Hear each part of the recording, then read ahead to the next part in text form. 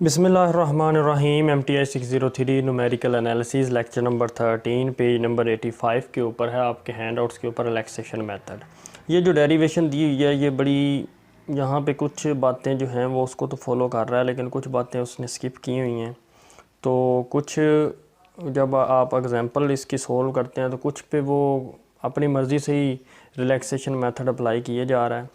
तो लेकिन जैसा मैंने आपको तरीका करवाऊँगा अभी, तो आप वैसे भी कर सकते हैं। आप को दो तरीके बताऊंगा, या तो आप एग्जैक्ट वैल्यू लिख लें या आप राउंड ऑफ करके लिख लें।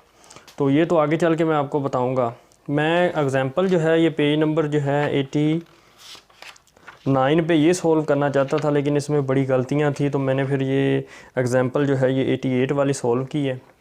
तो ये आपके पास है क्वेश्चन जो है रिलैक्सेशन मेथड, और यहाँ पे गलती है, ये -10y है, ये -10y नहीं है, यहाँ पे +10y है। इसको ज़रा करेक्ट कर लीजिएगा। तो ये रिलैक्सेशन मेथड। अब मैं आपको ये रिलैक्सेशन मेथड के बारे में बताता चलूँ कि रिलैक्सेशन मेथड क्या है। सबसे पहले रिलैक्सेशन मेथड किस सिस्टम्स ऑफ इक्वेशंस पे अप्लाई होगा। आप ज़रा देखेंगे कि ये जो डायगोनल एंट्रीज़ हैं, ये 10 है इसका कोफिशिएंट, इसका 10 है, इसका 10 है। अगर बाकी दोनों एंट्रीज, डायगोनल एंट्रीज़ के अलावा ये जो बाकी दोनों एंट्रीज़ के मैग्नीट्यूड ले लें, ये -2 का 2 हो जाएगा, फिर -2, इनको जमा करें तो वो या तो इस एंट्री डायगोनल एंट्रीज़ के बराबर होगा या इनसे छोटा होगा। यहाँ पे छोटा है, यहाँ पे भी छोटा है, और यहाँ पे भी छोटा है। तो मैंने फिर इस पे रिलैक्सेशन मेथड अप्लाई होगा। फिर ज़रा सुन लें कि अगर चलें, ये मैं आपको ये लिखता हूँ, अगर मैं आपको चलें फर्स्ट की एग्जांपल दे देता हूँ। अगर A1 जो है का मैग्नीट्यूड बड़ा होगा या बराबर होगा B1 के मैग्नीट्यूड से प्लस C1 के मैग्नीट्यूड से, फिर या आप ऐसा कर लें, फिर B2 का मैग्नीट्यूड ले लें, वो greater than and equal to होगा या तो A2 के मैग्नीट्यूड से प्लस C2 के मैग्नीट्यूड से। ऐसे ही आप ले सकते हैं। सॉरी, यहाँ पे डायगोनल एंट्रीज है। अब C3 का मैग्नीट्यूड वो लेस देन और इक्वल टू होगा या A3 से प्लस B3 से। तो ये यहाँ पे वही बात है। तो अगर ये सेटिस्फाई होगा सिस्टम्स पे, तो फिर ही आपका रिलैक्सेशन मेथड अप्लाई होगा। अच्छा, मैं आपको एक बात बताता हूँ। आपने MTH 501 और 401 आपने पेपर दिए हैं उसके। अब आप सेकंड सेमेस्टर में हैं।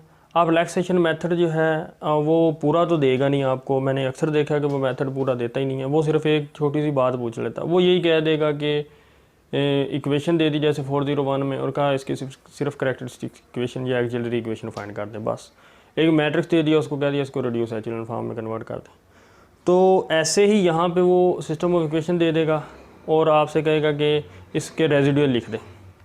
तो आपने रेजिडुअल कैसे लिखने हैं, यही R1 R2 R3। R1 जो है 6 इधर ही रहेगा, ये 10x उधर चल जाएगा, -2y उधर चल जाएगा, -2z इधर चल जाएगा, साइन दोनों के चेंज, यानी 10x का -10x, -2y का +2y, -2z का 2z।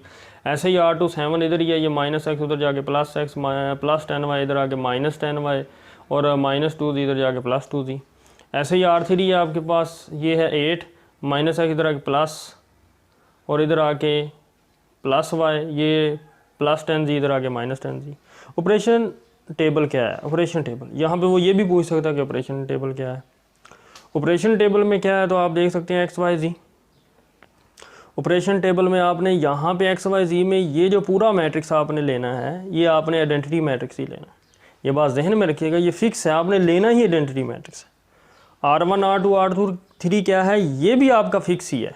ये आपको सिस्टम से पता चल जाएगा। ये आपने फाइंड नहीं करना कि इधर आपने x को 1 पुट कर दें, y को 0 पुट कर दें या z को। ऑपरेशन टेबल में ऐसा कुछ भी नहीं करना। आपका R1 -A1 है, A1 A2 A3, जो x के कोएफिशिएंट्स हैं वो A1 A2 A3 हैं। यहाँ पे 10 -1 तो इनकी अलामतें चेंज कर दें। यहाँ पे -10 है, 1 है, और ये 1 है, तो ये आपका R1 R2 R3 है। और जो आपका यहाँ पे -B1 -B2 -B3 यहाँ पे आपने लिखना है, तो ये है आपका B1 B2, यानी y वाले आपके क्या हैं, B1 B2 B3, तो इनकी अलामतें चेंज कर दें तो यहाँ पे लिख दें। और जो आपके जी वाले हैं वो है C1 C2 C3, तो आपने ये इनकी अलामतें बदल देनी है माइनस में। तो ये है आपका ऑपरेशनल टेबल जर्नल के, आपने इधर जो है ये लिखना है आपका आइडेंटिटी मैट्रिक्स, तो इधर -A1 -A2 -A3 -B1 -B2 -B3 -G1 -G2 -G3, तो इन तमाम की वैल्यू आपने मैट्रिक्स से देख के आपने यहाँ पे लिख देनी है। तो ये आपका ऑपरेशनल टेबल है। उम्मीद करता हूँ कि आपको ये ऑपरेशनल टेबल समझ आ गया होगा। अब ऑपरेशनल टेबल के बाद हम चलते हैं अपने रिलैक्सेशन टेबल की तरफ। The relaxation table is follow as. तो सबसे पहले आपने स्टार्टिंग करनी है, x को 0 लेना है, y को 0 लेना है और z को 0 लेना है। तो अब हमने R1 R2 और R3 में वैल्यूज़ पुट करनी है, x की भी, y की भी और z की भी। तो अब हम R1 में वैल्यू पुट करते हैं, x की 0, y की 0, z की 0, तो आपको पता है वैल्यू आएगी 6। देन R2 में आप पुट करेंगे तो वैल्यू आएगी 7, R3 में पुट करेंगे तो वैल्यू आएगी 8। अब यहाँ पे जो है ये कुछ बातें समझने वाली है। तो आपने जो है वो लार्जेस्ट रेजिड्यूल लेना है। तो यहाँ पे जो आपके हैंडआउट्स हैं, तो उसके ऊपर जो है, हैंडआउट्स के ऊपर जो है ये यहाँ पे लिखा हुआ है Ri is the largest residual in magnitude. अब यहाँ पे बात है कि मैग्नीट्यूड, यहाँ पे उसने लफ्ज़ इस्तेमाल किया है। तो आपको सिंपली पता है, अगर मैं कहूँ -13 या 7 कौन सी वैल्यू बड़ी है, तो आप जाहिर सी बात है विदाउट मैग्नीट्यूड तो 7 बड़ा है। अगर मैं ऐसे लिखूँ 13 का मैग्नीट्यूड और 7 का, तो कौन सी वैल्यू बड़ी है? अब आप कहेंगे कि 13 की वैल्यू बड़ी है। तो यहाँ पे उसने इस एग्जाम्पल में तो चलो वो चक्कर बांध ही नहीं रहा, लेकिन अगली एग्जाम्पल में चक्कर मारा, वो कहीं पे मैग्नीट्यूड के साथ ले रहा है, कहीं पे विदाउट मैग्नीट्यूड ले रहा है। लेकिन न्यूमेरिकल एनालिसिस की एक बुक है, इंडियन ऑथर है विद्या मूर्ति, उसकी बुक से मैंने बड़ी ज़्यादा उसको रीड किया है इस मेथड के लिए। तो उधर भी यही हाल है, इन्होंने हैंडआउट्स वालों ने उन्हीं की ही कॉपी की हुई है सेम। तो अब अच्छा, यहाँ पे मैं आपको आगे चल के बताता हूँ। अब आपने क्या करना है कि लार्जेस्ट रेजिड्यूल इन मैग्नीट्यूड लेना है। तो ये 6, 7, 8 में से लार्जेस्ट जो रेजिड्यूल है आपने वो लेना है। अब 8 लेना है। अच्छा, अगर ये R3 है तो अब फार्मूला क्या बनेगा? R3/C3। अगर R2 बड़ा होता, तो यानी 8 इधर होता, 7 इधर होता, तो फार्मूला बनना था R2/B2। अगर ये R1 बड़ा होता तो फार्मूला बनना था R1/A1। तो ये रेजिड्यूल के फार्मूले बनने थे। मगर अब 8 बड़ा है, तो इसलिए 8 जो है ये R3/C3। तो 8/C3, C3 कितना है आप देखते हैं, C3 आपका है 10, तो ये बनेगा 0.8। तो फार्मूला था R3/C3, C3, तो ये 0.8 जो कि तकरीबन 1 है। तो अगर अब यहाँ पे एक बड़ी बात है कि रेजिड्यूल जो था वो बड़ा था, लार्जेस्ट जो था वो 8 था, जो इसलिए L5 जो है वो L4 प्लस आगे क्या करना है, L6 जो है is equal to L5 plus आगे क्या करना है, L7 जो है वो इज इक्वल टू L6 आगे क्या करना है। ये आपको इससे पता चलेगा कि अगर R3 था तो यहाँ पे L3 होगा, अगर यहाँ पे R2 होता तो यहाँ पे L2 होना था, अगर यहाँ पे R1 की कैपिटल वैल्यू होती तो यहाँ पे क्या होनी थी, आपकी L1 होनी थी। तो ये L3, L2, L1 वो आपने ऑपरेशनल टेबल में से लेनी है। अब हमारे पास ये लार्जेस्ट रेजिड्यूल क्या है, 8 है। अब हमने इस 8 में से वो आपने वैल्यू निकाली, वो है 1। तो L4 + 1 × L3। अब R3 में से निकाली है, तो इसलिए वो L3 यानी Z में वही ये 1 जो है ये Z में पुट होगा ये, और बाकी दोनों क्या रहेंगे, 0 रहेंगे। तो बाकी आप इनको ऐड कर देंगे, जैसा कि ये है 6 + 2 8 and 7 + 2 9 and 8 - 10 is equal to -2। अब आगे का क्या, 9 जो है वो फार्मूला क्या बनेगा, R2/B2। B2 आपके पास 10 है, तो वही आपका बन जाएगा 0.9।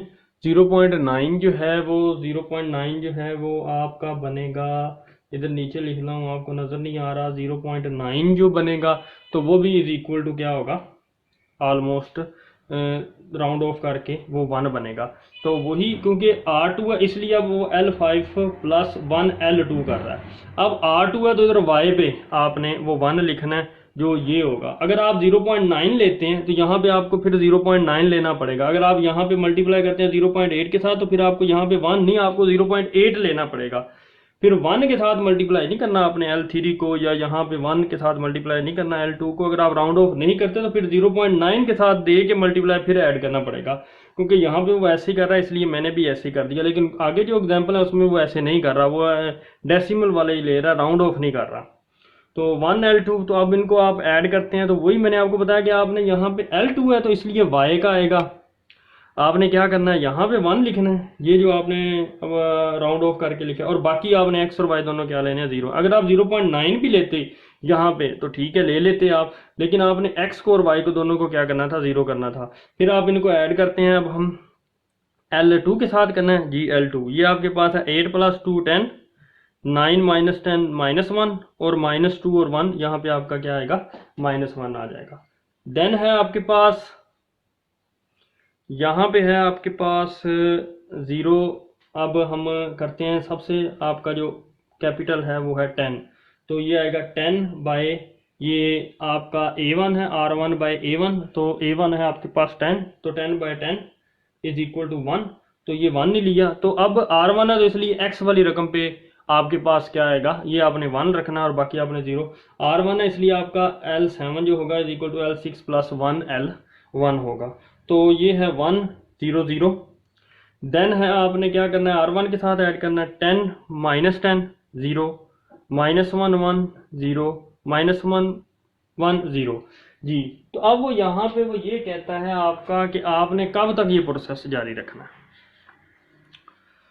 वो कहता है in other words we change xi to xi plus dxi to relax ri that is to reduce ri to 0, जब तक आपकी सबसे बड़ी वैल्यू 0 नहीं हो जाती।